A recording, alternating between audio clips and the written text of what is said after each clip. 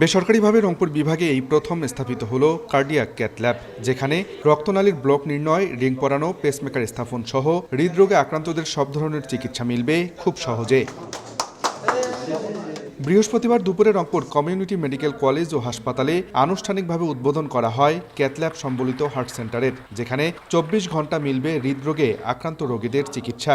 আমাদের যে উদ্দেশ্য হলো যে আসলে এই এলাকায় বিশেষ করে রংপুর বিভাগে যত লোকের এখানে বসবাস তাদের জন্য এই সরকারিভাবে একটা সেন্টারে কাভার করে না, তো যার জন্য বেশিরভাগ লোকেই চলে যেত ঢাকা, এবং ঢাকা গেলে আমরা জানি যে অনেক বিড়ম্বনা, এখানে যাতায়াত, থাকা, খাওয়া অনেক একটা ব্যয়বহুল একটা ব্যাপার।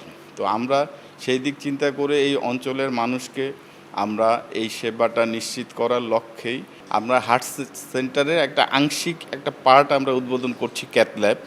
আসলে এই সেবাটা এই অঞ্চলে প্রাইভেটে ছিল না, সরকারিভাবে ছিল, তো আমরা পাশাপাশি প্রাইভেটেও এখন শুরু করলাম। বিশেষজ্ঞরা বলছেন, এই হার্ট সেন্টার চালুর মাধ্যমে বিভাগের হৃদরোগে আক্রান্তদের যেমন সহজে চিকিৎসা মিলবে, তেমনি সরকারি হাসপাতালে চাপ কমার পাশাপাশি বাঁচবে বৈদেশিক মুদ্রাও।